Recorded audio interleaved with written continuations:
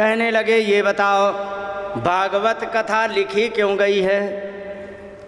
तो इसके उत्तर में बड़ा ही सुंदर यहाँ पर बताया गया है। यहाँ पर कहा गया है कि जिस समय व्यास जी ने 17 पुराण लिख डाले,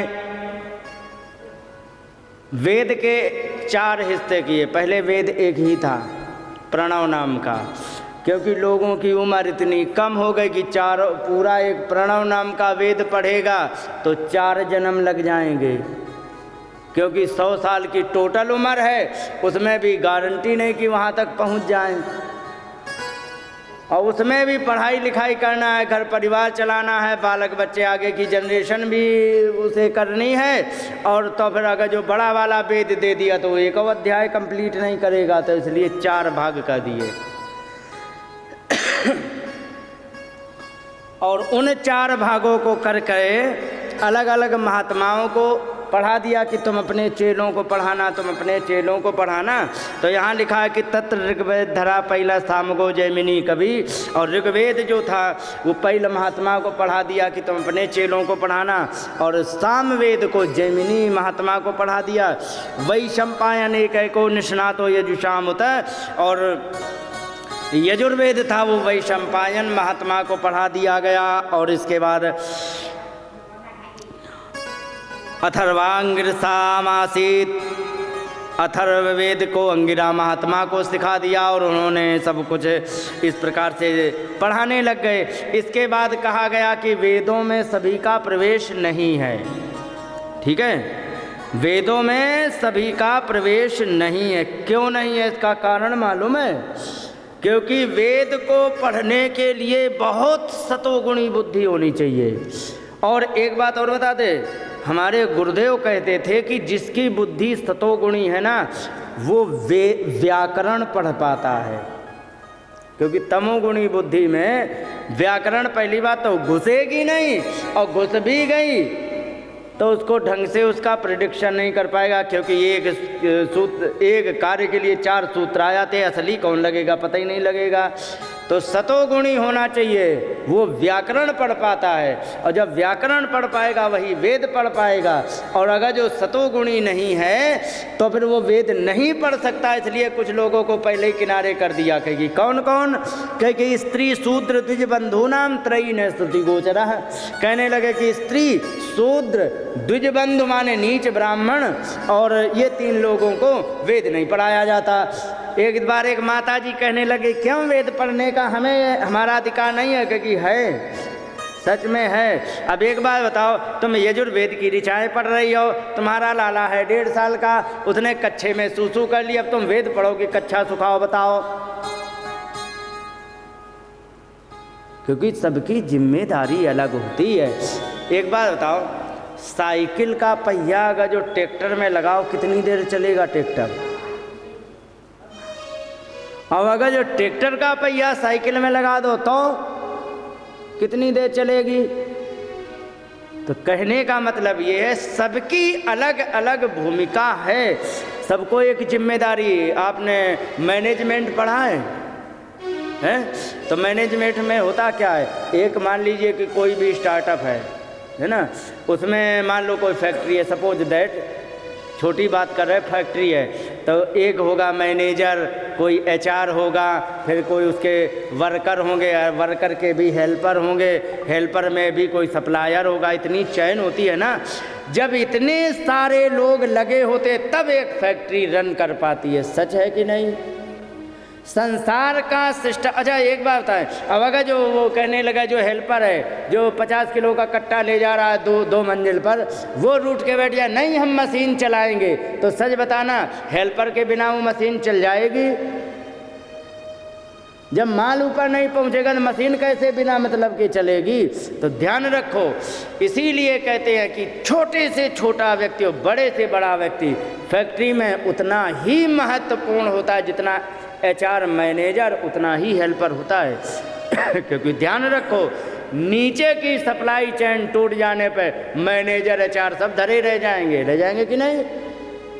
इसलिए कभी भी किसी को छोटा मत समझो। टाटा ने ये बहुत अच्छी तरह आत्मसात किया।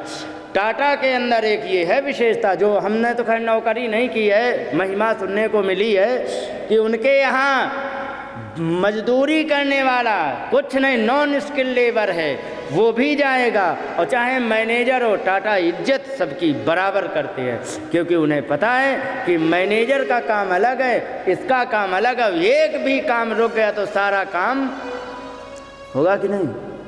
तो संसार एक सिस्टम है, भगवान की फैक्ट्री है संसार। तो स्त्रियों को जो ड्यूटी दी गई वो तुम कर लो, पुरुषों को जो ड्यूटी गई है वो दी है वो तुम कर लो, और जिसको जो ड्यूटी दी है, जब सब अपना अपना काम करेंगे तो फैक्ट्री चलेगी कि नहीं। यही बात है। तो स्त्री शूद्र द्विज बंधु नाम,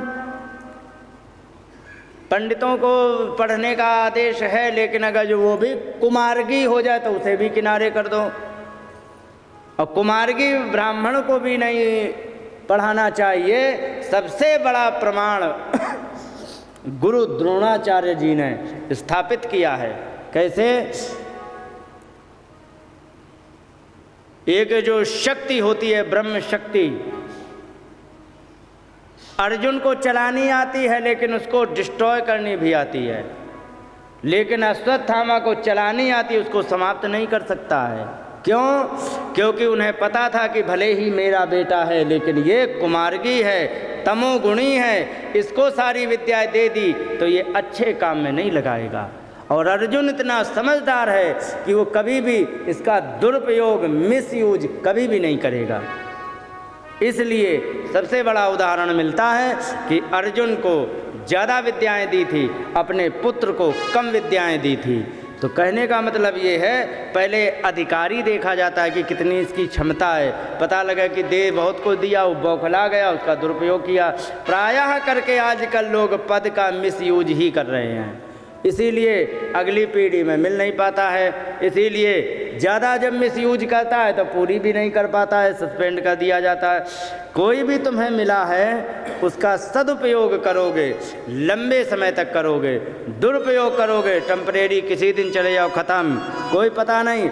तब यहाँ पर प्रश्न किया गया कि एक बात बताओ, इन तीनों को तो छांट के निकाल करके किनारे कर दिया, तुम वेद नहीं पढ़ोगे तो क्या ज्ञान प्राप्त करने का इनको अधिकार नहीं है? व्यास जी ने कहा कि ज्ञान प्राप्त करने का प्रत्येक जीव अधिकारी है।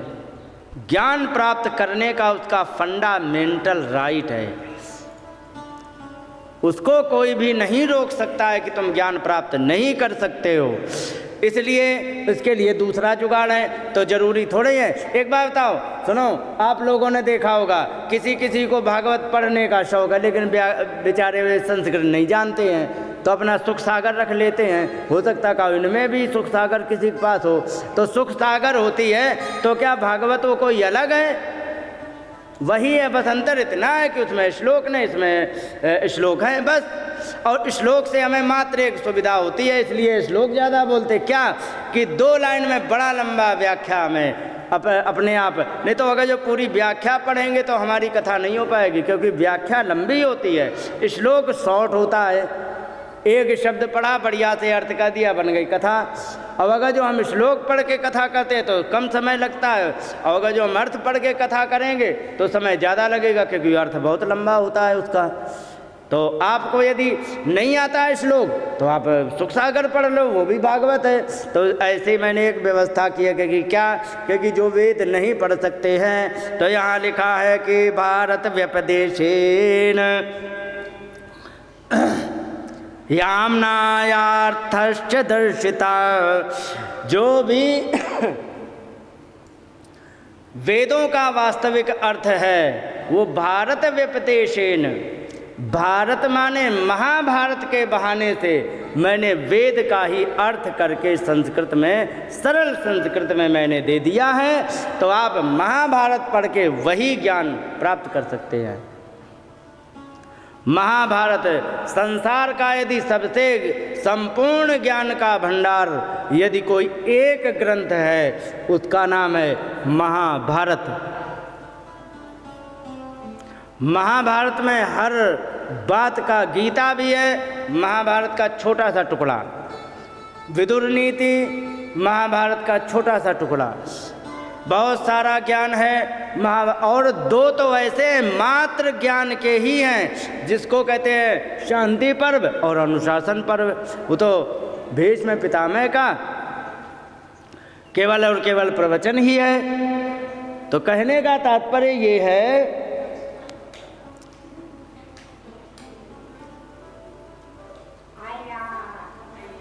क्या बल्ब जल रहा था। बोलिए वृंदावन बिहारी लाल की जय।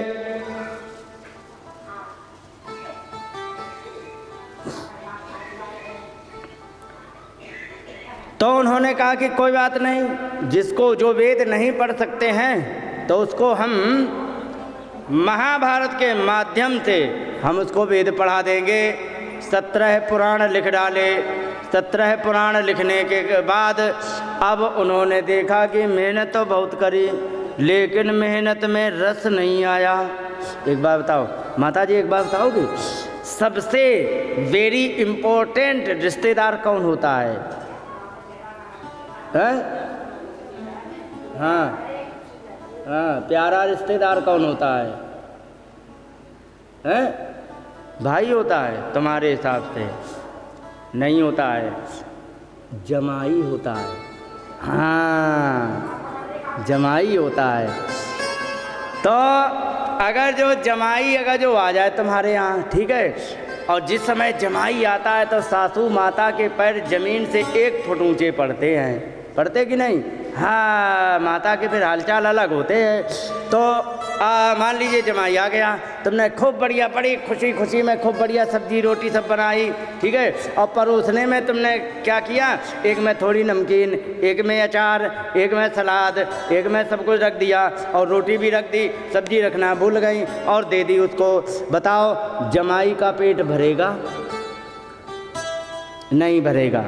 अब अगर जो तुम सब भूल गई, मात्र रोटी और सब्जी तुमने रख दी, पेट भरेगा कि नहीं?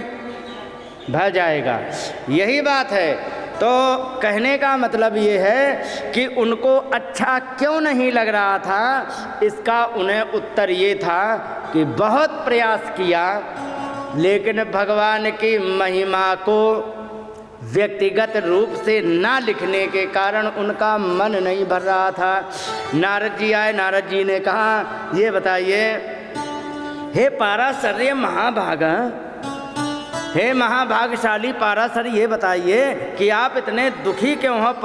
परितुष्यत शरीर आत्मा मानस एवं। कहने लगे कि तुम्हारा इतना मन और शरीर दुखी क्यों है? क्योंकि क्या बताया जाए, आप तो दुनिया में घूमते रहते हो भगवान, लेकिन क्या बताया, आप ही कुछ बता देते, हमें कुछ पता नहीं लग रहा कि हमारी बीमारी कौन सी है। नारद जी ने कहा कि तुम्हें नहीं पता, मुझे पता है कि तुम्हारी बीमारी क्या है। कहने लगे कि भवता नुदित प्रायो यशो भागवतो मलम, ये नैवासो न तुश्चेत मन्ये तद्दर्शनम खिलम। कहने लगे कि आपने बहुत कुछ लिखा लेकिन आपने भगवान के यश का वर्णन नहीं किया है, और जिसके कारण तुम्हारा मन प्रसन्न नहीं हो रहा है। आपने 17 पुराण लिखे। पंडित जी, पुराणों की मालूम है पावर क्या है? मैं बताता हूँ। एक बार बताओ, तुम्हारी लड़की है, ब्याह हो गया? हो गया। जमाई देखने गई थी तुम? गई थी ना? अरे तेजी से बोला करो कि हाँ गए थे। हाँ, ये बताओ, मान लो तुम जमाई देखने गई, वो आ करके वहीं खड़ा हो गया, बैठ गया, है ना, बिल्कुल चुपके से, तो उसको तुमने क्या देख लिया? बताओ, कितना लंबा है, कितना गोरा है, वही देखी जाती है। और तुम्हारे लड़के भी होंगे, बहू देखने गई थी, हैं? नहीं। मान लो सपोज दैट कोई जाए, मान लो लड़का ही देखने गया, ठीक है, आजकल मिला करके ही ब्याह होते कि हाँ देख सुन लो, नहीं तो हमें गाली मत देना कि क्या तुमने किया, ठीक है, जो भी है जैसा भी है। मान लीजिए सपोज दैट एक दूसरे को देखने गए, लड़का देखने गया अपने लिए, क्या देखेगा? कितनी गोरी है, कितनी लंबी है, कितनी क्या है, बस। अरे वो छोड़ो, वो बात वो इतना डीप हम नहीं वो बता रहे, लेकिन वास्तव में आजकल का ऐसा ज्ञान है, ना तो दामाद देखना आता है, ना ही बहू देखनी आती है। बहू देखने का तरीका ये है कि सामने खड़ी हो जाए, 5 मिनट पूरी कुंडली बन जाएगी कि तुम जीवन में क्या करोगे, कितनी तुम उन्नति करोगे, घर बिगाड़ो, घर बनाओगी कि उजाड़ोगी, तुम घर के लिए लक्ष्मी हो या दरिद्रा, समझ रहे हो। और ये लिखा कहाँ है? स्कंद पुराण के काशी खंड में वैशंपायन का प्रश्न है। कहने लगे कि क्या बताया जाए, एक ब्याह होता है, व्यक्ति चारों तरफ नाचता रहता है हत्या के चक्कर में, लेकिन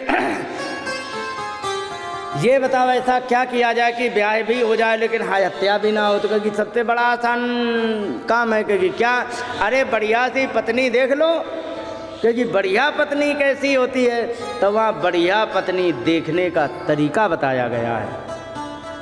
और मैंने अनुभव ऐसा किया कि एक को देख करके मैंने प्रिडिक्शन कर दिया, ब्याह होने के पहले प्रिडिक्शन कर दिया, ब्याह के 3 दिन बाद घट गई घटना।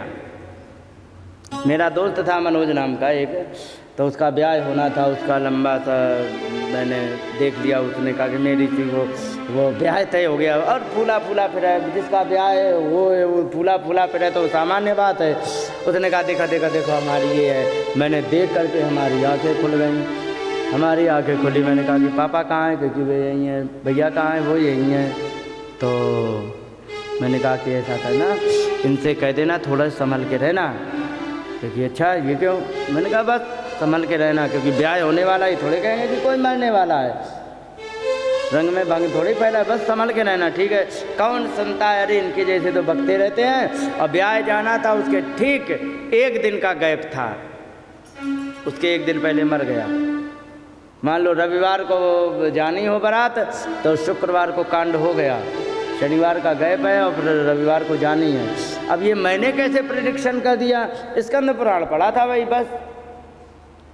स्कंद पुराण में मात्र एक इसी पहचान को बता दें, ऐसी पहचान है, उससे पता लग जाएगा। उसके लड़की का माथा जो था ना वो पीछे तक था, बाल जो थे वो पीछे से थे। पुरुष का माथा बड़ा हो तो ज्ञानी होता है, यदि लड़की का माथा बड़ा हो तो ध्यान रखना वह ससुर का या देवर का नाश कर देगी। ये उसमें वर्णन आया है। ऐसे नीम का थाना में एक ऐसी गड़बड़ी हो गई, देखा बढ़िया सुंदर सी लड़की 22-23 साल की, खूब बढ़िया सब ठीक ठाक, लेकिन देख लिया कि इसको तो विधवा योग है। मैंने कहा ये बताओ क्या हो गया है? क्योंकि कहाँ क्या हो गया? मैंने कहा बताओ तलाक हुआ कि राधे राधे हो गए? अब वो खड़ी होकर के सोचने लग गई ये क्या हो गया। मैंने फिर उसे बताया कि नहीं गड़बड़ है। ऐसे अभी 3 महीना पहले भराला में ऐसे हो गया, उसको देख करके दिखाने के लिए खूब एक्शन दे कि आँखों से। मैंने पूछा कि बताओ क्या हालचाल है, ससुराल की क्या हालचाल है? क्योंकि सब ठीक है। मैंने कहा सच बताओ, क्योंकि नहीं सब ठीक है। मैंने धीरे से पूछा झगड़ा होता है ना? इतना सुना रो पड़ी, इतना सुना रो पड़ी, क्योंकि उसके हृदय का दर्द जो था वो खुल गया, लेकिन बता नहीं पा रही थी वो। तो ये कैसे हमें पता लग गया? हम कोई बहुत बड़े ज्ञानी हैं क्या कि हम त्रिकालदर्शी हैं? नहीं है, कुछ नहीं। स्कंद पुराण पढ़ा है, तुम भी पढ़ लो, तुम जान जाओगे। कोई भी पढ़ेगा वो जान जाएगा। हाँ, दामाद देखना हो, चाहे पति देखना हो, चाहे वो क्या देखना हो, पत्नी देखना हो, कुछ भी देखना हो, बड़ा बढ़िया उसमें है। इसीलिए कह रहे कि तुम लोग क्या जानो, ना दामाद देखना जानो, ना ही बहू देखना जानो, समझ गए? तो व्यक्ति का जो होता है ना, तो ये आसानी से पता लग जाता, लेकिन शर्त ये है कि कुछ स्वाध्याय अध्ययन किया हो।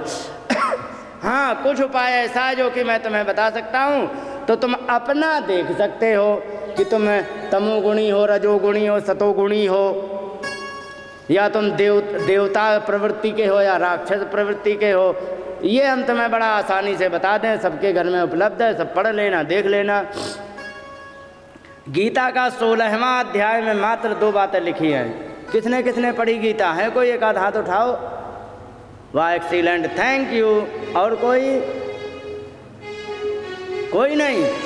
आपने गीता के 16वें अध्याय में देखा होगा, वहाँ पर मात्र 2 चीज़ों के अलावा तीसरा कोई वर्णन है ही नहीं, कि तुम राक्षस प्रवृत्ति के हो या देव प्रवृत्ति के। वो वहाँ पर वर्णन आया है। ना माना तो आज देख लेना, गीता के 16वें अध्याय के पहला ही श्लोक से देव प्रवृत्ति के लोग कैसे होते उसका वर्णन किया गया है। अभयम तत्व संसिद्धि ज्ञान योग व्यवस्थिति दानम दमश्च यज्ञश्च स्वाध्याय तप आर्जवम। देव प्रवृत्ति का व्यक्ति होता है तो बहुत लंबा व्याख्यान, लेकिन वहाँ अलग हो जाएगा। और तुम सतोगुणी हो, रजोगुणी हो या तमोगुणी हो, तुम जो भोजन कर रहे हो वो सतोगुणी कर रहे हो, तमोगुणी कर रहे हो या रजोगुणी कर रहे हो, तुम जो भजन पूजा कर रहे हो सतोगुणी है, तमोगुणी या रजोगुणी, इन सबको जानना है तो गीता का अगला अध्याय 17वां पढ़ लो, हो गया काम। और ध्यान रखो, भोजन जो सतोगुणी होता है वो तुम्हारी सेहत के लिए लाभकारी है, और जो तमोगुणी या रजोगुणी है वो तुम्हारी सेहत के लिए हानिकारक है। कल सारे लोग अपना अपना होमवर्क करके आना, फिर तुम्हें पता लगेगा कि तुम रोटी खा रहे हो या जहर। और जब नहीं करके आओगे तो फिर हम बताएंगे, ठीक है? जो मैंने बताया था ना कि स्वस्थ रहने के 3 सूत्र, हित भोग, मित भोग और ऋत भोग। हित भोग का मतलब जो हमारे काम का है, तो गीता में पढ़ लो, शायद 9-10 ऐसे ही श्लोक संख्या होगी 17वें अध्याय की, उसमें आया है जो सतोगुणी भोजन होगा वो तुम्हें लाभ करेगा, जो रजोगुणी भोजन होगा वो हानि करेगा, जो तमोगुणी भोजन होगा वो तुम्हारे हानि के साथ साथ तुम्हारी मनोवृत्तियों को भी चौपट कर डालेगा। सीधी सी बात, बड़ा सरल है। देखो सुनो, है सब तुम्हारे पास। अच्छा एक बात बता, तुम बताना, मान लो किसी व्यक्ति को बुखार आ गया है और बुखार का टेबलेट लिए है जेब में, और सोचा कि ये टेबलेट बुखार उतार देता है, जो भी खाएगा सब कुछ बढ़िया हो जाता, खुद को चढ़ाए, तो क्या उस टेबलेट की चर्चा करने से उसका बुखार उतर जाएगा? अब अगर जो वो उस टेबलेट की चर्चा हम करें, अनपढ़ हो, उसे पता भी, नाम भी ना पता हो, फॉर्मूला भी ना पता हो कौन से फॉर्मूले से टेबलेट बना है, लेकिन वास्तव में यदि काम करता है तो अनजाने में उसने खा लिया तो ठीक हो जाएगा कि नहीं? तो मतलब ज्ञान तुम्हें कब काम आएगा पता है? जब ज्ञान सुन के आचरण करोगे। भागवत सुन ली, हाँ साहब भागवत हुई, बड़ी बढ़िया हुई, खूब नचा कुदा दिया, इससे तुम्हारे जीवन का कुछ भी भला नहीं होने वाला है। नहीं तो जाने कितनी कथाएं हो रही हैं, कोई भी तुम्हारे भोजन को भी ठीक नहीं कर पाया। मैं अभी आया हूँ सावलपुरा तमरान से, इससे शेखावतान से। यहाँ कथा जब करी तो लोगों ने सबने अपने अपने जो बताया उसके मैनुअल सब बदल डाले। अरे साहब ये गड़बड़ी हो रही थी, अरे साहब ये गड़बड़ी, उन्होंने सब बदल दिए। समझ गए? तो ये सुधार तभी होगा जब उसका तुम बदलाव करोगे। हाँ हाँ हाँ हाँ ठीक है, ये तो व्यास है, कथा करने वाले, इनका काम अलग है, हमारा सुन लेना काम है।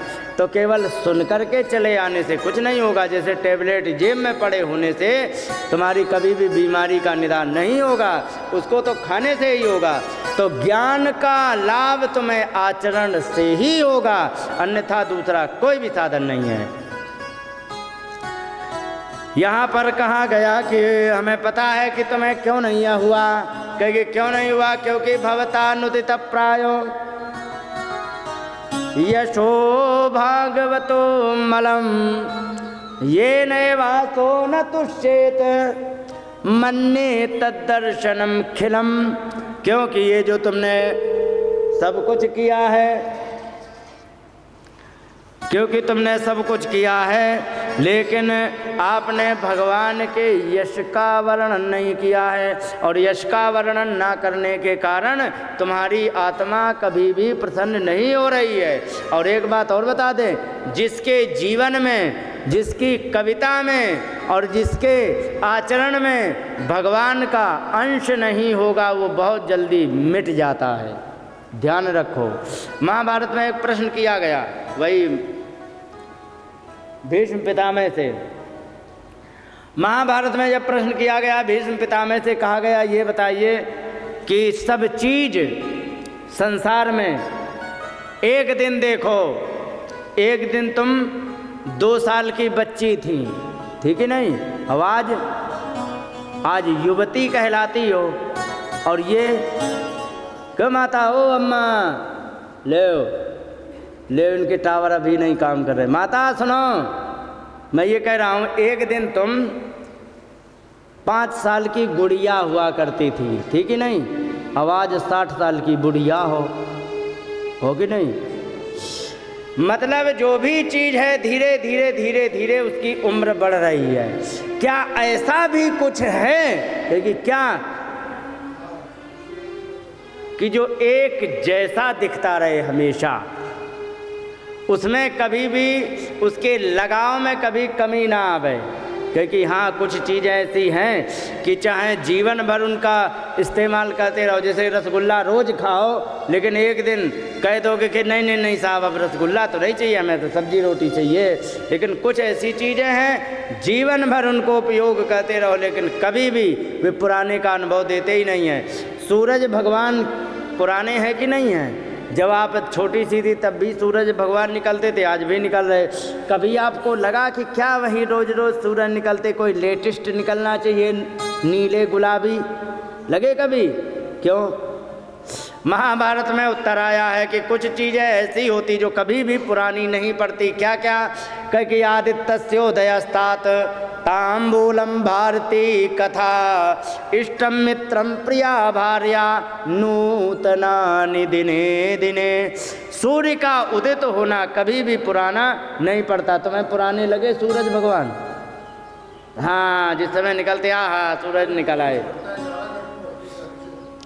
तो पुराने हो जाते हैं। हाँ, तो वो सूरज पुराने हो गए। तुम भी बिना सिर पैर के जवाब दे रहे हो। वो बोलो जितना कहा जाए। कहने का मतलब सूर्य भगवान कभी भी पुराने नहीं पड़ते हैं। और आदित्यस्योदयस्तात् तांबूलम, जो गुटखा खाने वाले हैं उनको चाहे दिन भर में 5 गुटखा खिलाओ, स्वाद वही है, ब्रांड वही है, सब कुछ वही है, लेकिन जब भी वो खाएगा गुटखा उसको नया स्वाद लगेगा, है कि नहीं? और भारती कथा, भगवान की कथा। एक बात बताओ, आप में से बहुत से ऐसे होंगे कि जिन्होंने जीवन में 10 बार कथा सुनी होगी, है सुनी है कि नहीं? आप ही ने सुनी होगी। तो ये बताइए, आज जब कथा सुन रहे तो क्या तुम्हें लग रहा कि अरे नहीं वही रोज रोज की पुरानी वाली कथा लग रहा क्या? यही जब भी भगवान के चरित्र को श्रवण करोगे वो तुम्हें नित्य नया लगेगा। और ये बात मैं नहीं, भीष्म पितामह ने कही है युधिष्ठिर से। और इष्टम मित्रम, बहुत प्रेम करने वाला मित्र हो। और प्रिया भार्या, वो पत्नी जो बहुत प्रेम करने वाली हो। ये नूतनानि दिने दिने, ये नित्य नए बने रहते हैं, ये कभी भी पुराने नहीं लगते। इसलिए भगवान का चरित्र ऐसा होता है जो कभी भी पुराना नहीं पड़ता है। और तुमने सब कुछ किया लेकिन भगवान के यश का वर्णन नहीं किया है। और ध्यान रखो, और भगवान के यश का वर्णन ना करने के कारण इससे रस नहीं उत्पन्न हो रहा है, और भगवान का नाम जिसमें नहीं जुड़ता वो समाप्त हो जाता है। एक जमाना था, तुम्हारे जमाने में गाना चले थे फिल्मी, मिलो ना तुम तो चले थे कि नहीं? हम घबराए, मिलो तो आँख चुराए, हमें क्या हो गया, चला था कि नहीं? हाँ, फिर एक 2000 सन में आया, एक 2000 सन में और आया गाना, मैं निकला गड्डी लेके उत्थे मोड़ आया, दिल छोड़ाया, निकला कि नहीं? फिर एक और है, चिपका लो फेविकोल से, आया कि नहीं? लेकिन आप लोगों ने ये अनुभव किया होगा कि जितने भी गाने आए साल 1.5 साल के बाद ख़त्म होगा कि नहीं? लेकिन आपने एक चौपाई सुनी होगी कि मंगल भवन आमंगल हारी,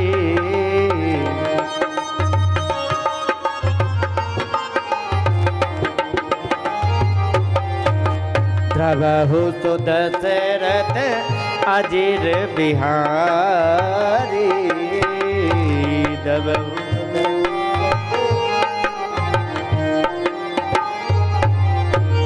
सीताराम चरण रति मोरे सीताराम अनुदिन बढ़ाए अनुग्रह तोरे अनुदिन बढ़ाए अनुग्रह तो। ये चौपाई तुमने सुनी, बहुत बार सुनी होगी, आज भी सुनी। क्या तुम्हें लगा कि ये पुरानी हो गई?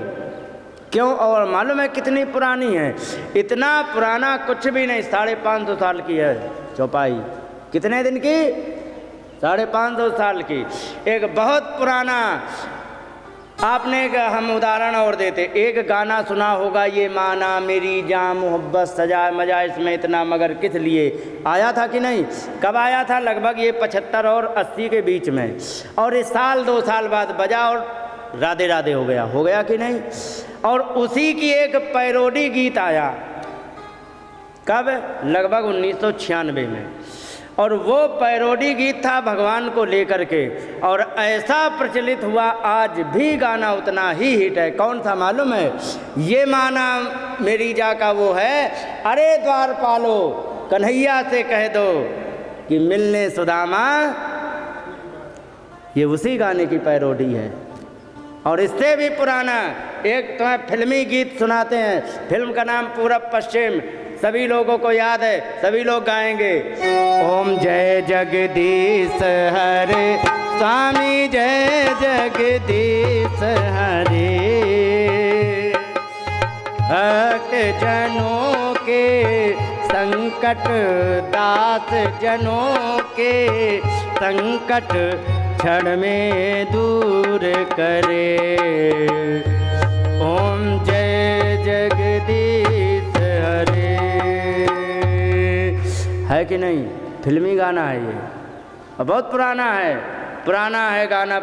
और ये जितने भी आपको बताए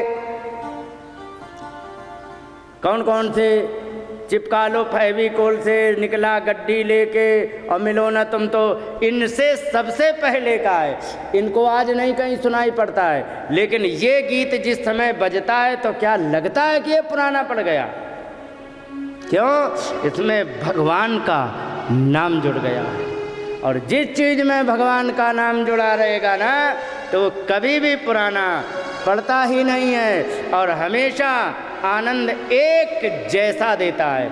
एक बात बताओ, आपने आज के 10 साल पहले ओम जय जगदीश हरे सुना था, आत्मा को शांति मिली थी? और आज भी सुनोगे तो उतनी शांति मिलेगी कि कम ज़्यादा? उतनी मिलेगी। ईमानदारी से बताना, तुम्हारे पिताजी ने घर बनवाया, ठीक है, बढ़िया सा नया, और सड़क के किनारे खड़े हो गया, हाँ क्या बात है, आनंद आ गया, है कि नहीं?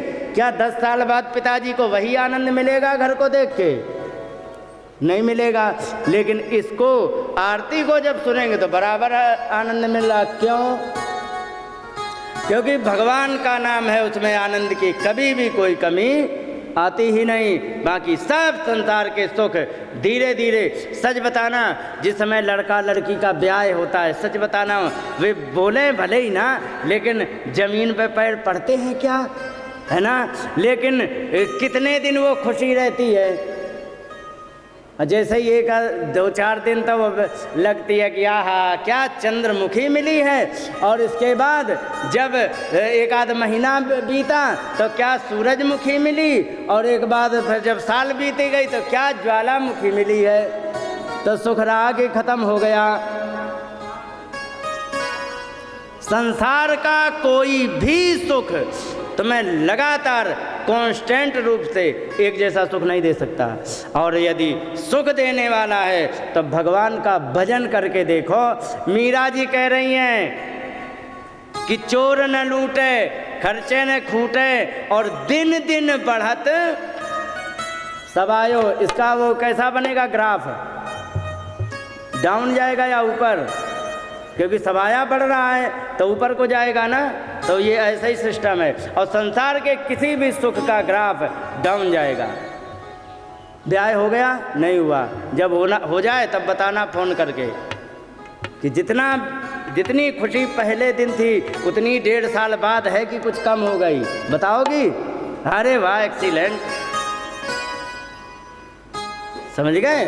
तो ये संसार का कोई भी सुख एक जैसा सुख नहीं देता है, और भगवान का सुख या तो एक जैसा या ऊपर को।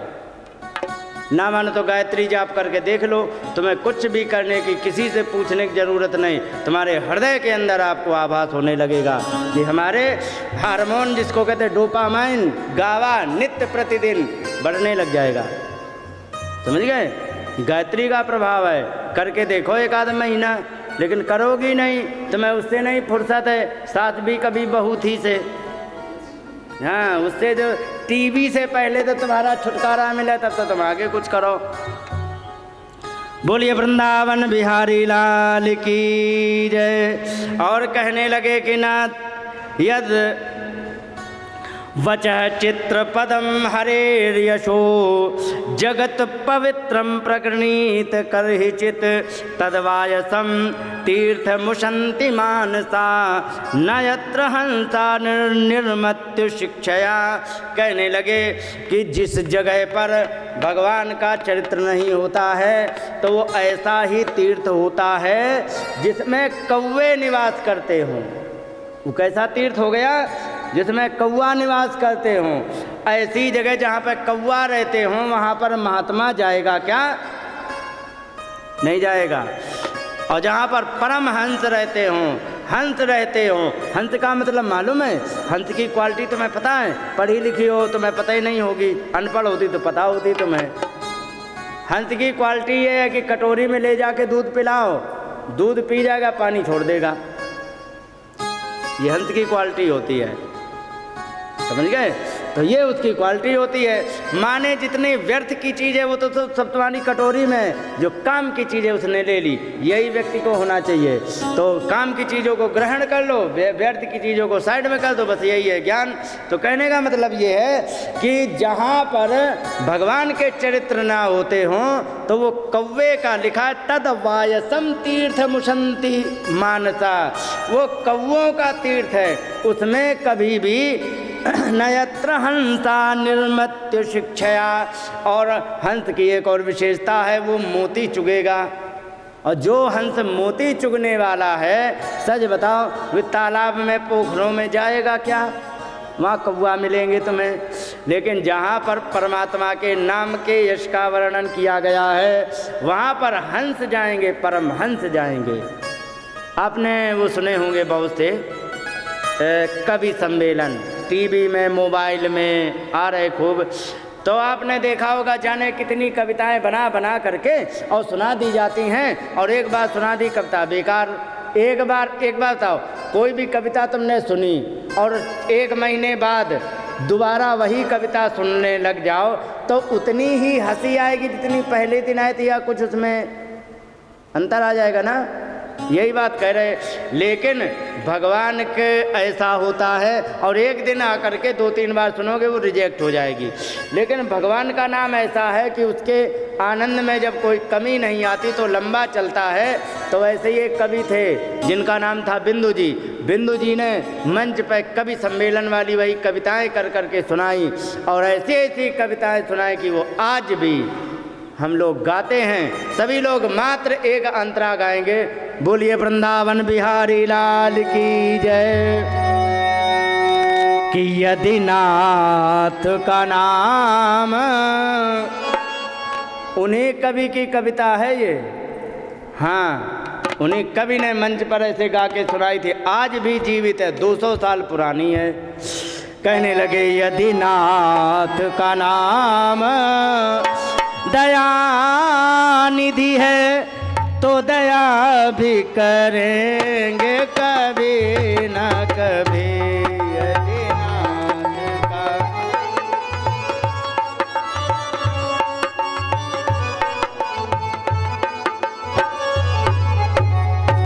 ऐसे ही बोलोगी, हे भगवान तुम्हारी जय हो जाए।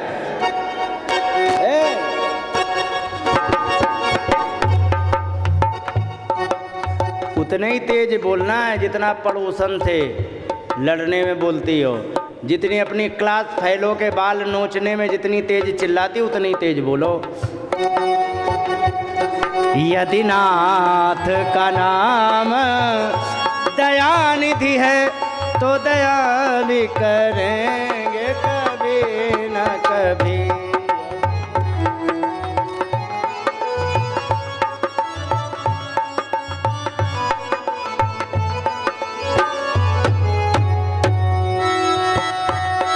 यदि नाथ का नाम दयानिधि है, यदि नाथ का नाम तो दया भी करेंगे कभी न कभी, तो दया भी करेंगे कभी न कभी। दुख हारे हरे दुखियारन के दुख क्लेश हरेंगे कभी न कभी। यदि ना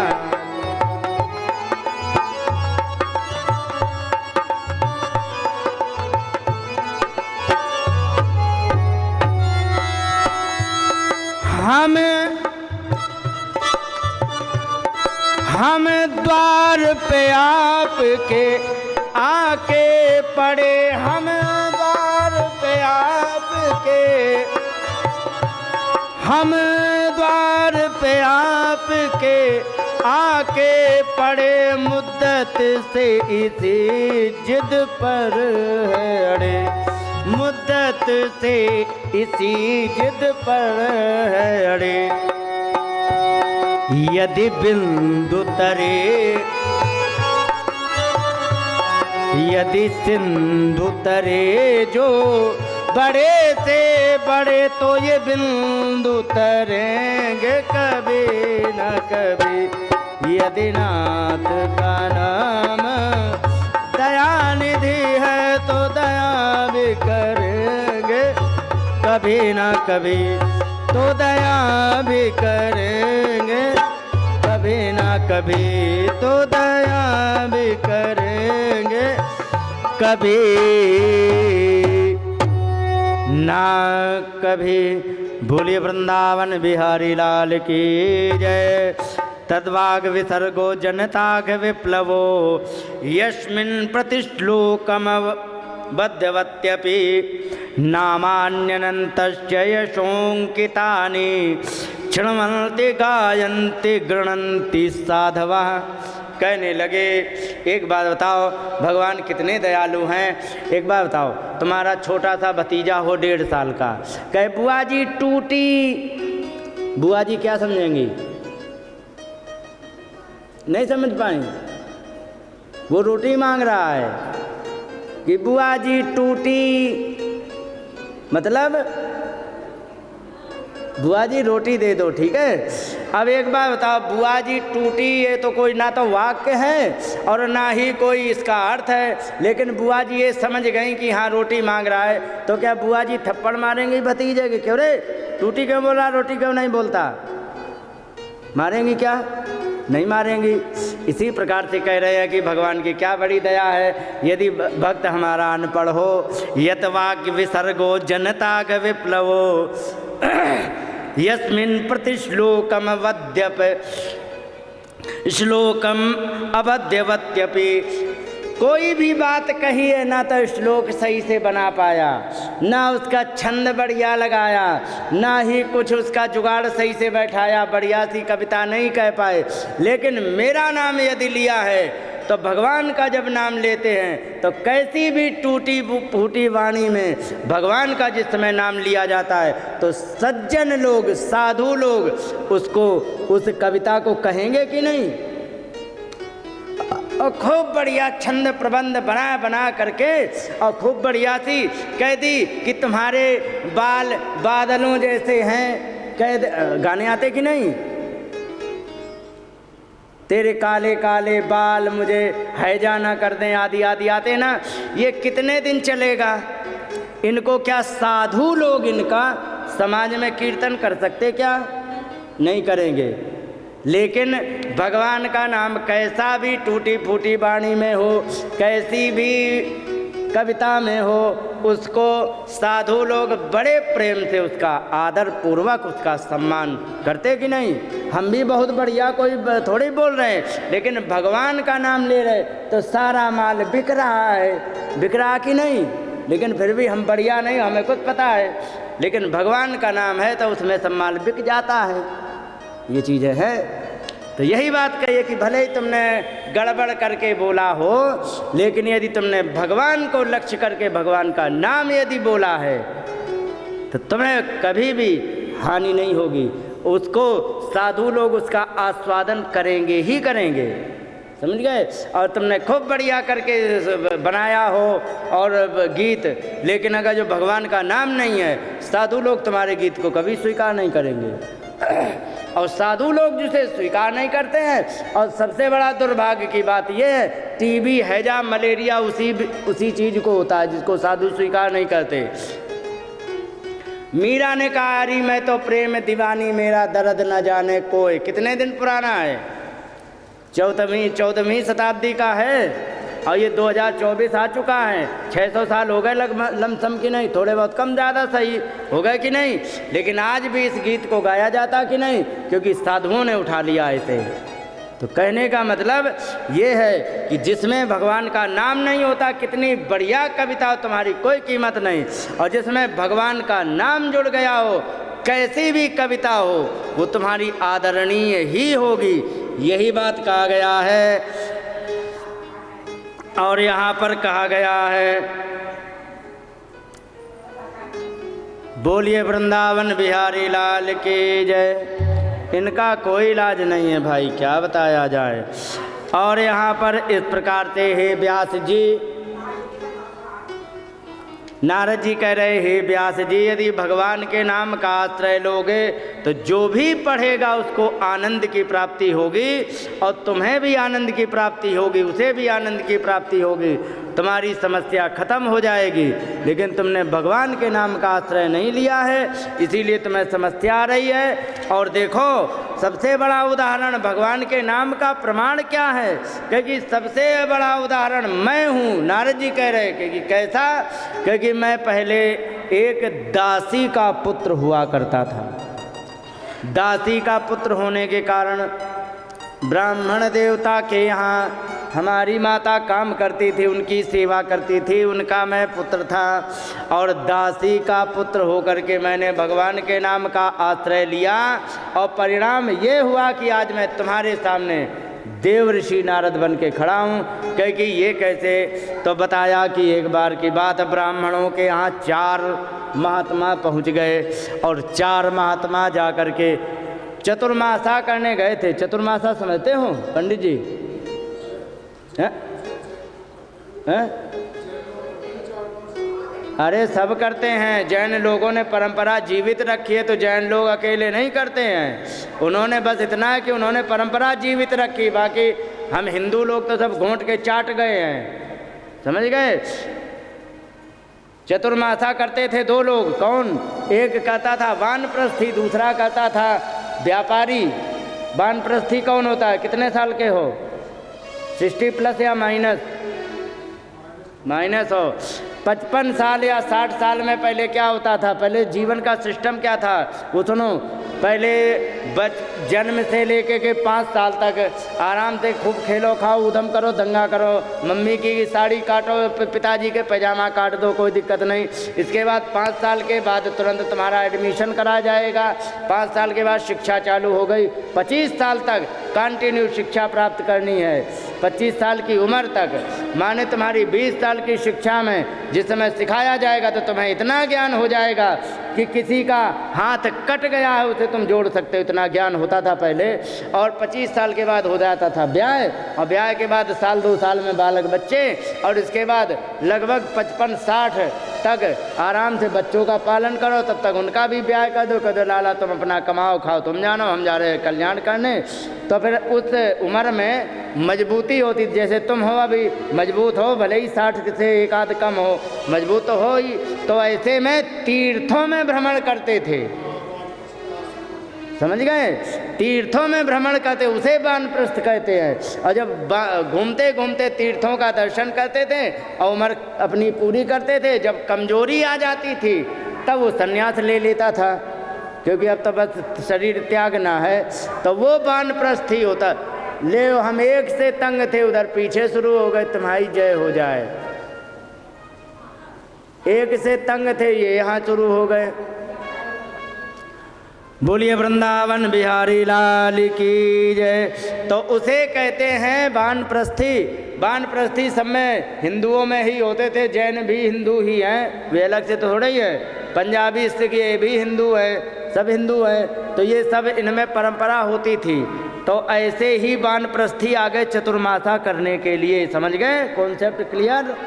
हाँ, वानप्रस्थी आ गए चतुर्मासा करने के लिए और 4 महीने रुकना था। चतुर्मासा का मतलब होता है बरसात के 4 महीने। क्यों? क्योंकि मान लीजिए कि हमें यहाँ से जाना है, पैदल यात्रा थी, हमें यहाँ से जाना है नीम का थाना, हम जा रहे हैं नीम का थाना, तब तक भयंकर बारिश हो गई।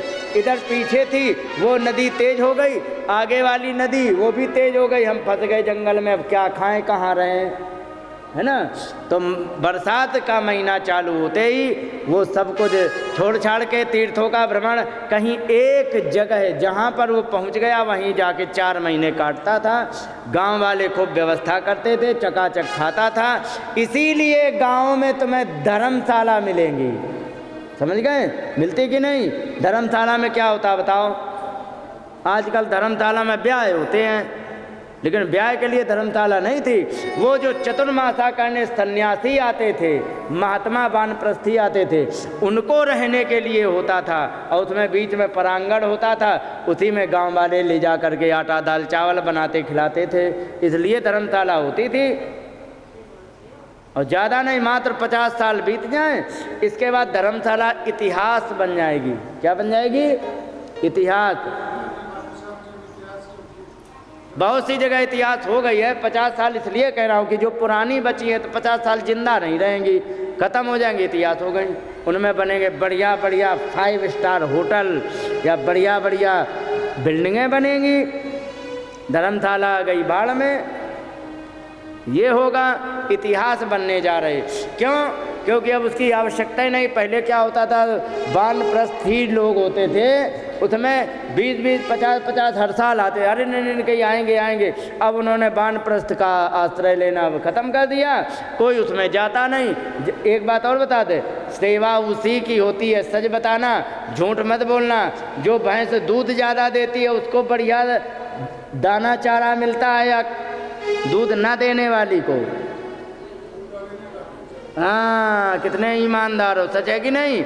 दूध वाले को ज़्यादा मिलती है। जब उसका धर्मशाला का कोई उपयोग नहीं तो कौन उसको झाड़ने पोछने जाएगा? उसमें कुत्ता बिल्ली गैयाँ रहेंगी।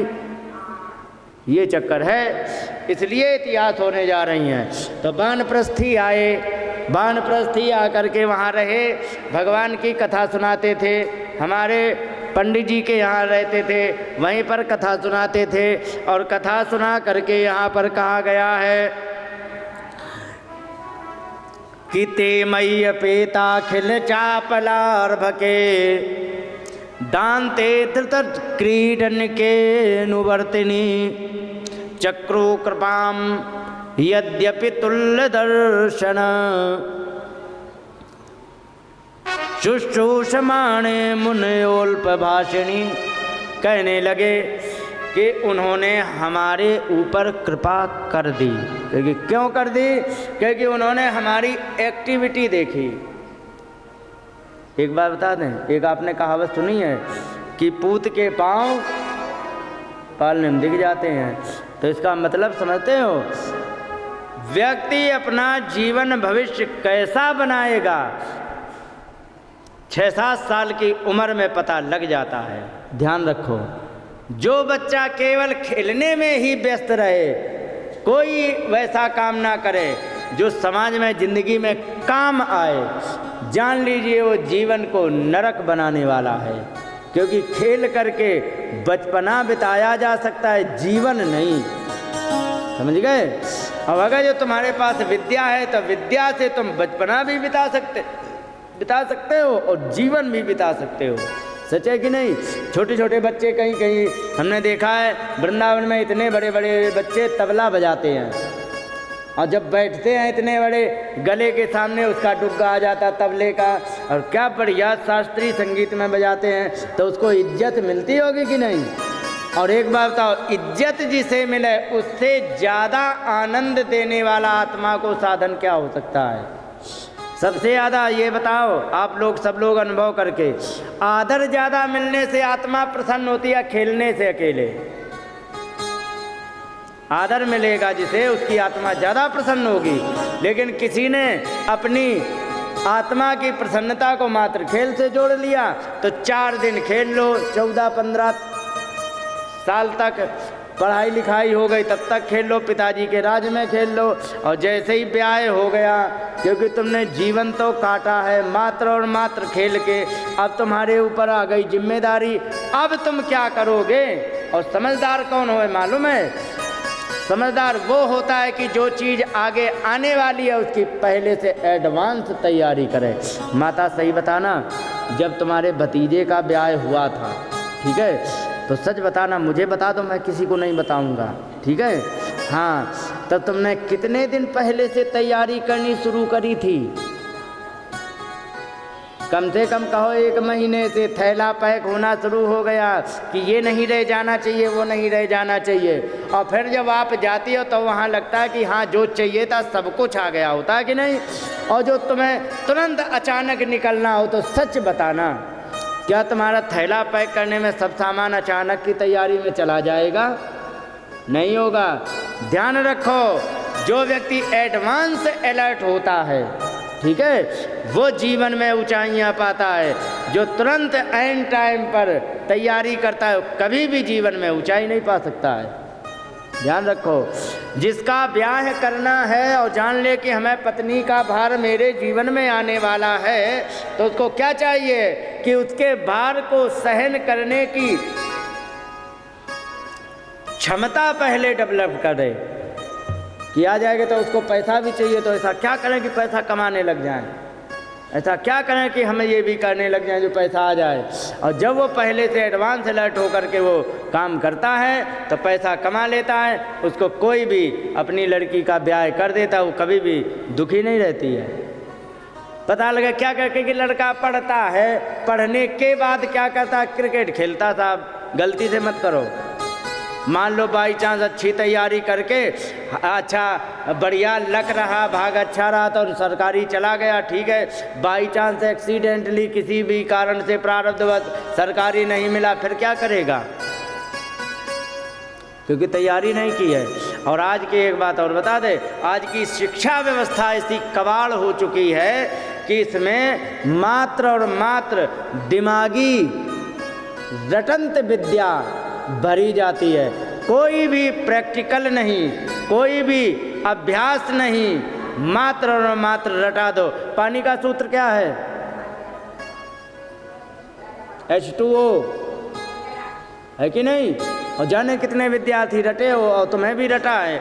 कभी प्रैक्टिकल करा के दिखाया कि H2O मिला के पानी बनाओ, और जब कराया नहीं तो रटे घूमो, क्या काम आएगा? लेकिन शास्त्रीय विद्या ऐसी होती थी, भारत की पुरानी, आज से 200 साल पहले जो भी विद्या दी जाती थी नित्य जीवन में काम आती थी। समझ गए? आपने विद्यालय में रोटी बनाना सीखा था या घर में? घर में। क्या जीवन में बुढ़ापे तक अपने भूल जाओगी क्या? नहीं। क्यों? कारण है प्रत्येक दिन उसका अभ्यास कर रहे हैं, प्रत्येक दिन बना रहे हैं। इसलिए और ये जो पढ़ाई लिखाई में जो विद्या आ रही है, 95% ऐसी विद्या जो जीवन में तुम्हारे कभी काम नहीं आएगी, और जो काम नहीं आएगी वो भूल जाते। मैंने पूछा कि तुम कितने पढ़ते, क्योंकि फर्स्ट ईयर में है, बताओ हाई स्कूल का पूरा कोर्स याद? क्योंकि नहीं। पास हो गए? क्योंकि हाँ। अब बताओ याद? क्योंकि नहीं। क्यों? क्योंकि उसकी ज़रूरतें नहीं है, बस इतनी ही ज़रूरत थी कि कॉपी में लिख दो, हो गया काम। और ये विद्या जहाँ पर होगी तो ध्यान रखो, वहाँ पर स्वामी पैदा होंगे या लेबर? वहाँ पर लेबर पैदा होंगे, और लेबर को बनाने वाली विद्या है। तुम ये कर लो ऐसे हो जाएगा, ये कर लो ऐसे हो जाएगा। सारी की सारी भारत की शिक्षा व्यवस्था लेबर बनाने की है। तो इसीलिए जो भी पढ़ जाता क्या मांगता है सरकार से? नौकरी। नौकरी का मतलब लेबर। कोई भी ये नहीं कह रहा कि हाँ हम पढ़ लिख गए हैं, पिताजी हमें सरकार हमें इतना 5 लाख का या 5 करोड़ का हमें लोन दो। क्यों? हमें फैक्ट्री खोलना है। क्यों? क्योंकि हम पढ़ गए हैं। कोई कहते सुनाई पड़ा आज तक? लेकिन साहब हम पढ़ गए हैं, डिग्री लिए घूम रहे, क्या करो? नौकरी दो। हमने उल्टा सीखा है, हमने नौकरी मांगी नहीं, नौकरी देने का काम सीखा है। समझ गए? हम नौकरी मांगते नहीं हैं। हमारे पास ज़रूरत है, हमारे पास एक आदमी को नौकरी मिल जाएगी, हम नौकरी मांगते किसी से नहीं। जो विद्या प्रैक्टिकल में होगी वो नौकरी देती है। एक बात बताओ, मान लीजिए कि तुम्हें दरी बनाने का अच्छा अभ्यास है, ठीक है, और तुमने बड़ा स्टार्टअप बना लिया, तो 4 लोग लगाओगे कि नहीं? और तुमने खुद दरी बनाना आता नहीं तो फिर क्या करोगे? फिर नौकरी ढूंढोगे कि हमें काम पे रख लो। क्या आता है आजकल? अनएम्प्लॉयमेंट की समस्या मालूम है कहाँ से है? क्योंकि साहब हमें नौकरी चाहिए, ठीक है, क्या कर लेते हो?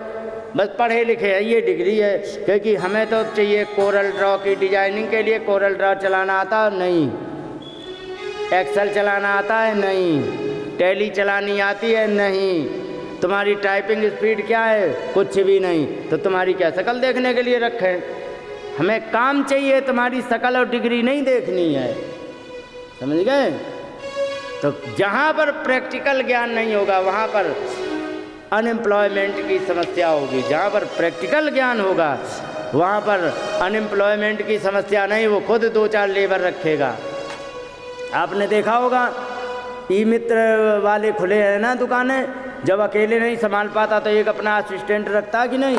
नौकरी दे रहा कि नहीं? क्यों दे रहा? क्योंकि उसने प्रैक्टिकली सीखा है। और जो दूसरा असिस्टेंट है उसके पास प्रैक्टिकली तो वो भी सीखा है, बट उसके पास इतनी कैपेसिटी नहीं कि खरीद करके स्टार्टअप सारा सेटअप लगा सके, लैपटॉप वगैरह रख के, तो कमा करके फिर वो अपना कर लेगा, है कि नहीं? लेकिन प्रैक्टिकल ज्ञान होगा वो तुम्हें सुखी करेगा, और रटंत ज्ञान तुम्हें मात्र लेबर बनाएगा, और वो तुम्हें हमेशा दुखी करेगा। ध्यान रखो। और दूसरे का काम करने से, और अच्छा नौकरी और स्वयं के उसमें बहुत बड़ा अंतर है। नौकरी में तुम्हारा ग्राफ आमदनी का फिक्स जाएगा, ठीक है, उसका ग्राफ बिल्कुल फिक्स जाएगा। आमदनी में नौकरी का थोड़ा बहुत ऊपर ही जाएगा साल में, वो भी। लेकिन अपने काम करने वाले के ग्राफ का कोई पता नहीं है। कौन? ये अडानी साहब अभी थे, जिनके पास एक अमेरिकी कंपनी ने इल्ज़ाम लगा दिया था, तो उनके शेयर मार्केट धड़ाम नीचे हो गए। लेकिन वो नीचे आए लेकिन फिर वहीं पहुंच गए, क्योंकि वो स्वामी हैं। समझ गए? तो ये इसमें नीचे आना कोई बड़ी बात नहीं है, लेकिन ध्यान रखो ऊपर जाएगा ज़रूर। यदि तुम स्वामी हो, नौकर हो तो तुम नौकर बने रहो। नौकर का मतलब जी हुजूर, स्वामी का मतलब तुम ये करो। तो आजकल आदमी के पता नहीं कहाँ पर उसका ईगो मर गया है, जो कहता हमें नौकरी दे दो, नौकर बना लो। पहले ऐसा नहीं था। पहले अनपढ़ से अनपढ़, आपको पता है, गांव देहाती ठेठ जंगली मध्य प्रदेश के अंदर वो हाई क्लास का लोहा बना के तैयार करते थे। गांव देहाती वो हाई क्लास का लोहा बना के तैयार करते थे, जिसका बनाया हुआ जहाज 100 साल चलता था। मध्य प्रदेश का उदाहरण दे दें, जिंदा उदाहरण दें आपको, जिंदा उदाहरण। महरौली दिल्ली में के पास पड़ता है, तुगलकाबाद के बगल में। महरौली में एक अशोक स्तंभ लगा है, वही मध्य प्रदेश वाले जंगली देहाती गांव वाले इनके द्वारा बनाए हुए लोहे का। और आज भी उसमें इतना पुराना हो गया है, आज भी उसमें जंग नहीं लगी। क्यों नहीं लगी? क्योंकि उनके अंदर ज्ञान था। वो नौकरी नहीं करते थे, वो अपना खुद नौकर रखते थे, खुद काम करते थे। समझे? उससे प्रोडक्टिविटी बढ़ती थी, और परिणाम क्या होता था? 33% जीडीपी का, जितना सारे संसार की 33% की जीडीपी मात्र भारत की थी, आज है 6.5%, 7%। समझ गए? तो नौकरी मांगोगे, वहाँ प्रोडक्शन नहीं आएगा। प्रोडक्शन तो तब होगा जब आप नौकर मांगोगे। और सब नौकरी। और एक चीज़ और मैंने देखा, जो कम पढ़ा है वो नौकर रखता है, जो ज़्यादा पढ़ा है वो नौकरी करता है। इसलिए पढ़े लिखे बनो, होशियार, नौकर मत बनो। लेकिन नौकर ना बने तो क्या, फिर कैसे क्या हो? अरे सारी टेक्नोलॉजी दी है, हाई स्कूल क्रॉस करो, हाई स्कूल की पढ़ाई में डिटर्जेंट बनाने की टेक्नोलॉजी दी कि नहीं? पढ़ी है कि नहीं? तुमने नहीं पढ़ी हैं? कल से तुम यहाँ बैठना, वहाँ से आवाज़ नहीं आती है, क्योंकि मैंने हाई स्कूल में डिटर्जेंट पाउडर बनाने की तकनीक उसमें लिखी थी, हाई स्कूल की फिजिक्स में वायरिंग कैसे करनी चाहिए लिखी थी। आवाज़ कल मैंने देखा है, बड़े बड़े डॉक्टर इंजीनियर है, सब कुछ हैं, बल्ब का स्विच खराब हो गया वो बदल नहीं पाते हैं। कहे कि तुम इंजीनियर भैया। तो विद्या वही काम आती जो प्रैक्टिकली हो। तो कहने का मतलब ये है कि विद्यार्थी का, किसी भी व्यक्ति का जीवन, प्रारंभिक जीवन में ही पता लग जाता है कि ये किस मार्ग में जाने वाला है। नारद जी कह रहे हैं कि हमें महात्माओं ने मुझ पर बड़ी कृपा की, क्योंकि उन्होंने हमारे जीवन को देख लिया। क्यों देख लिया? कि तो यहाँ कहने लगे कि दांते, दांत माने जितेंद्रिय था मैं, अधृत क्रीडन के, मैं खिलौने नहीं धारण करता था, पतंग नहीं उड़ाता था, क्रिकेट नहीं खेलता था। अधृत क्रीडन के, क्रीडनक माने खिलौने, उनको अधृत, कभी भी नहीं, खिलौने से नहीं खेलता था मैं। और कहाँ गया? अनुवर्तिनी, और मैं उन महात्माओं का अनुवर्तन माने जैसा वे करते थे वैसा मैं भी करता था। और ये देख करके चक्रु कृपाम, उन्होंने, महात्माओं ने हमारे ऊपर दया कर दी। यद्यपि तुल्य दर्शन, भले ही वे समदृष्टा महात्मा रहे हों, शुश्रूषमाणे मुलयोल्प भाषिणी, हमारी सेवा करने पर इतने प्रसन्न हो गए कि वे बड़े प्रसन्न हुए, और प्रसन्न होकर के उच्छिष्ट ले पान अनुमोदित हो दुजई, उन्होंने उच्छिष्ट माने उन महात्माओं के द्वारा खाए होने के बाद जो बटलोई में बच जाता था वो पाता था। और अनुलेप, चंदन आदि लगाते थे, पहले चंदन घिसते थे, ठाकुर जी को लगाते थे, स्वयं लगा लेते थे, फिर जो बच जाता था तो मैं लगा लेता था। और इसके बाद सकृत्स्न भुंजे तदपास्त किल्बिषः, एक बार भोजन करता था महात्माओं के द्वारा दिए हुए उस प्रसादी का, तो हुआ क्या? कई अपास्त किल्बिषः, मेरे पाप कट गए। फिर क्या हुआ? पाप कट गए। तो यहाँ पर लिखा है, हाँ, एवं प्रवृत्त से, हाँ, तद्धर्म नहीं रह गया, हाँ, एवं प्रवृत्तस्य विशुद्ध चेतसा, और जब हमारे पाप कट गए तो लगातार मैं लगा रहा, तो परिणाम ये हुआ कि मेरा चित्त विशुद्ध हो गया। और जब हमारा चित्त विशुद्ध हो गया तो तद्धर्म एवात्म रुचि प्रजायते, तब हमारी धर्म में रुचि लग गई। समझ पाए कि कुछ की नहीं?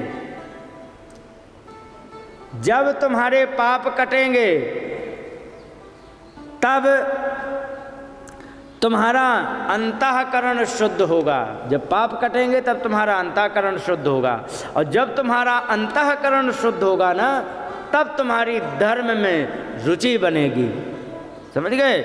और उसी से जब धर्म में रुचि बन जाती है तब भगवान के कार्य करने में ही अच्छा लगता है। और इस प्रकार से उन्होंने जब बताया तो बता करके कहा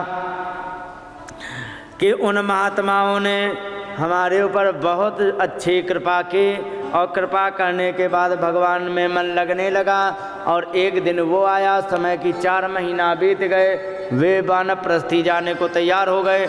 जब वानप्रस्थी जाने को तैयार हो गए तो नारद जी कहने लगे, जा रही हो? अभी तो 4 बजे 5 बजे तक की गई थी, ये कमेंटमेंट ठीक नहीं है भाई। देखो कल कह रहे थे 5 बजे तक रुकेंगे, और आज 4 बजे उठ के भागने लग गए। तुम्हारी जय हो जाए माताओं। चलो कोई बात नहीं, देखते हैं आगे हालचाल क्या रहते, उसी हिसाब से टाइम को सेट कर लेंगे। और इसके बाद जब वे जाने लग गए तो नारद जी कहने लगे कि मैं भी जाने लगा उनके पीछे। हमारी माता कहने लगी कि हे महाराज, हमारे इस छोटे से लाला को मत ले जाओ, क्योंकि बुढ़ापे को अकेलो ही सहारा है। उन्होंने कहा कि ठीक है, नहीं ले जाएंगे। क्योंकि लाला तुम मेरे साथ अभी मत जाओ, क्योंकि मैं तुम्हें अभी नहीं ले जा सकता हूँ। तुम्हारी माता है, तुम्हारी माता की सेवा तुम्हें करनी पड़ेगी। माता की सेवा करो, फिर तुम मेरे पास आना, हम तुम्हें भगवान का दर्शन कराएंगे। सारी बातें ठीक है, लेकिन माता के पास रहो अभी। और एक दिन की बात, नारद जी ने कहा ठीक है, जैसी आपकी आज्ञा। एक दिन की बात नारद जी बता रहे कि हमारी माता गौ का दूध निकालने जा रही थी, लेकिन क्या हुआ, रास्ते में पड़ा था सर्प, और सर्प पड़े होने के कारण उसने पैर में काट लिया। काटने के बाद वे माता जी चली गईं। और जब माता जी चली गईं तो मैंने, अच्छा एक बात बताओ सब लोग, बोलो वृंदावन बिहारी लाल की जय। एक आदमी ने तो नींद मार ली, क्यों? एक आदमी ने तो नींद मार ली, लंबा घूंघट करके अबा सो लिया।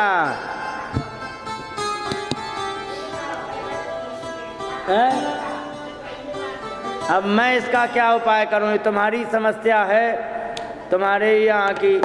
तो सुनो, एक बात बताओ, 5 साल को लाला होए, ठीक है, 5 साल को लाला होए, मम्मी मर जाए तो लाला रोएगा कि थैंक यू बोलेगा भगवान को?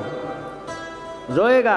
लेकिन भगवान नारद जी कह रहे हैं कि अनुग्रहम मन्यमाना प्रतिष्ठम दिशिमुत्तराम।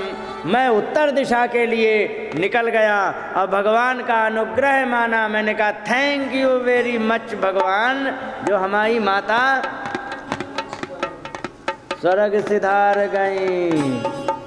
यही बात है, सबकी अपनी अपनी दृष्टि है। उन्हें भगवान से सब कुछ लेना देना था, संसार के बच्चों को माता से लेना देना होता है। और इस प्रकार से उत्तर दिशा के लिए मैं निकला, भगवान का ध्यान लगाया।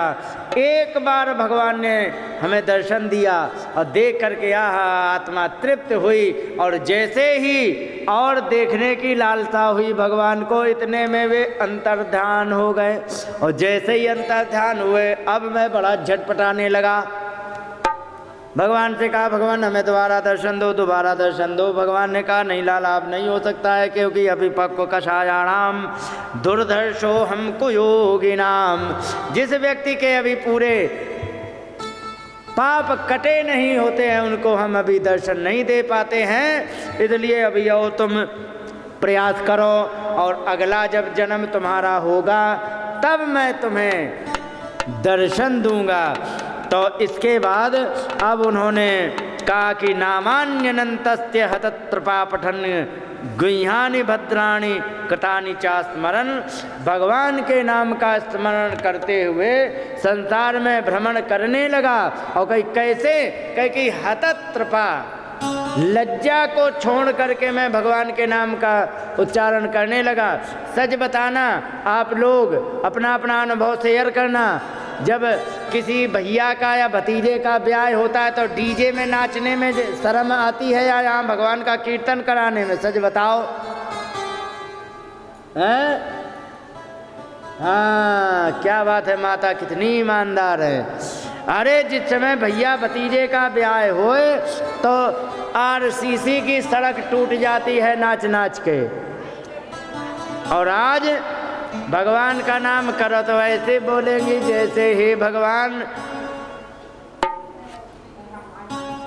तो कह रहे हैं नारद जी, नामानि अनंतस्य हतत्रपा पठन। लज्जा को छोड़ करके मैं भगवान के नामों का पढ़ने लगा। और गुह्यानि भद्राणि कृतानि चा स्मरण, जो बड़े गोपनीय थे, कल्याणकारी थे, उन नामों को। और गाम पर्यटम, पृथ्वी पर विचरण करने लगा। तुष्ट मना गत प्रिया, बिल्कुल संतुष्ट मन होकर के सारी इस प्रिया माने इच्छाओं को त्याग करके अब मैं क्या करने लगा कि कालम प्रतीक्षण विमदो विमत्सरा, मैं काल की प्रतीक्षा करने लगा और बिना किसी ईर्ष्या और बिना किसी मान मत्सर के, और इस प्रकार से मेरा जीवन चलने लगा। समय आने पर मरीच मिश्रा ऋषया प्राणेभ्यो हम च जगिरे, और मरीच आदि ऋषियों के साथ मैं प्राणों के द्वारा उस परमात्मा के अंश से मैं प्रकट हो गया। और ये देवता के द्वारा दी हुई देवदत्ता विमाम वीणाम स्वर ब्रह्म विभूषिता मूर्छित्वा हरि कथाम गायमान चराम्य हम, भगवान के द्वारा दी हुई ये वीणा मैं नित्य निरंतर बजाता रहता हूँ और इसको बजा करके भगवान के चरित्रों को गाता रहता हूँ। इस प्रकार से मैं विचरण करता हूँ। देखा व्यास जी भगवान के नाम का ये प्रभाव, कहाँ मैं एक दासी का पुत्र और आज मैं वो नारद हूँ, चाहे राक्षसों में चले जाए तो बराबर बढ़िया से रसगुल्ला से सेवा होती है, चाहे देवताओं में चले जाएं तो भी वहाँ पर एक जैसा सम्मान रहता, वो हूँ मैं। तो तुम भी यदि भगवान का एक निश्चल ग्रंथ तैयार करोगे, तुम्हारे भी मन को आनंद मिलेगा, तुम्हारे भी मन को शांति मिलेगी, तुम्हें बड़ा ही सुख मिलेगा। इसलिए भगवान के नाम का तुम आश्रय लो और मुक्ति का कोई साधन का कोई मार्ग बताइए और मुक्ति का साधन बता करके, और फिर इसके बाद यहाँ पर तब तुम्हें जा करके कुछ संतोष होगा। मुक्ति का कोई तो जतन कर ले, रोज थोड़ा थोड़ा हरि का भजन कर ले, रोज थोड़ा थोड़ा। मुक्ति का कोई तू जतन कर ले, मुक्ति का कोई तू जतन कर ले, रोज थोड़ा थोड़ा हरि का भजन कर ले, रोज।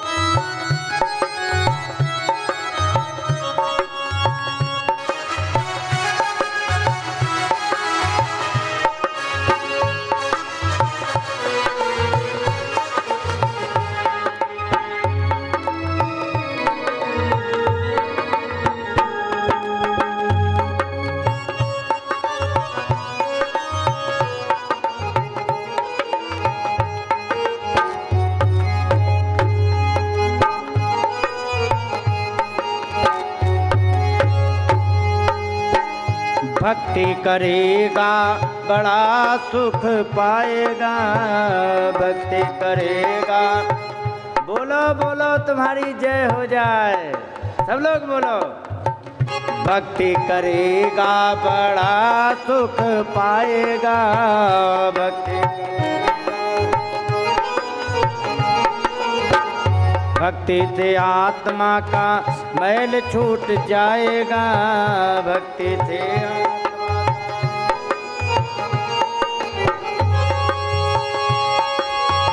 भक्ति के साथ साथ मन कर ले, भक्ति के साथ साथ मन कर ले, रोज थोड़ा थोड़ा हरि का भजन कर ले, रोज थोड़ा थोड़ा हरि का भजन कर ले। मुक्ति का कोई तू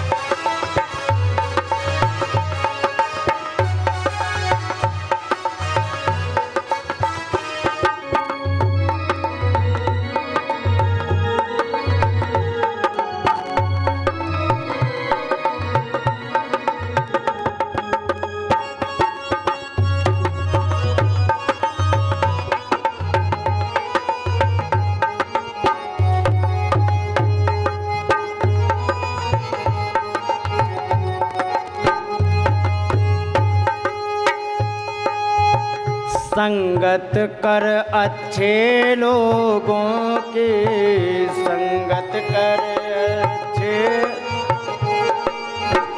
दवा मिल जाएगी सभी रोगों की, दवा मिल जाएगी।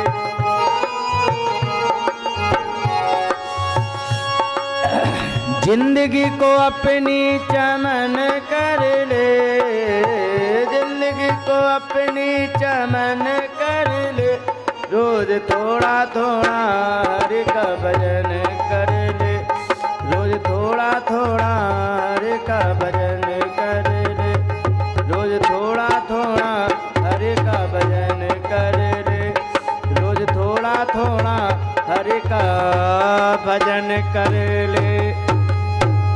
बोलिए वृंदावन बिहारी लाल की जय, रास बिहारी सरकार की जय।